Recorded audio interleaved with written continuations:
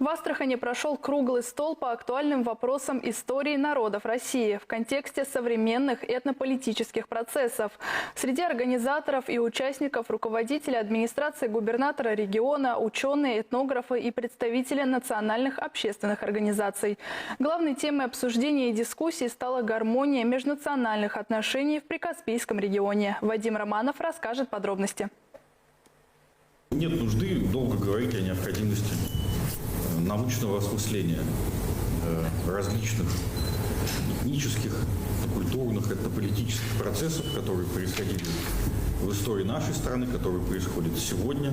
Согласитесь, ведь у каждого народа своя история, своя культура, старинные обряды и традиции. Но всех нас в то же время объединяют общие государственные интересы России. Не менее важен здесь и ареал проживания. Каспий один для всех народов, мирно живущих на его берегах. Говорят в один голос организаторы круглого стола «Актуальные вопросы истории народов России». Все эти факторы служат гармонии межнациональных отношений. Произвести некое научное осмысление различных аспектов этнической истории России, этнической истории нашего региона, различные аспекты создания, развития России как многонационального государства, в котором вопросы служения, аспекты служения различных этнических сообществ, родине, государству, обществу, естественно, представляют особую актуальность, особую важность, особенно сейчас, когда в условиях специальной военной операции мы видим, как говорит наш президент Владимир Владимирович Путин,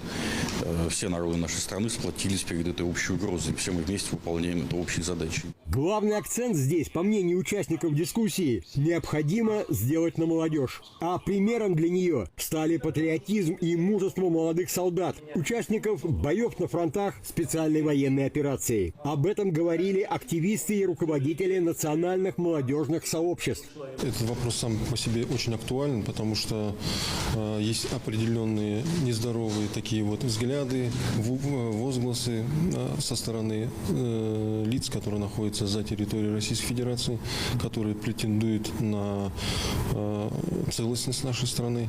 В связи с этим мы на своем уровне готовы поддержать нашего президента.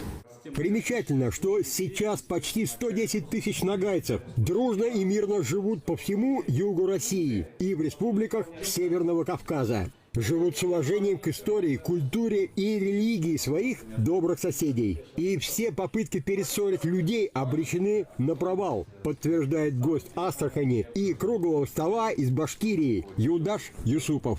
Нам очень важно понять именно суть, то зерно, что здесь происходило. Именно в плане службы нашему Отечеству, службе России.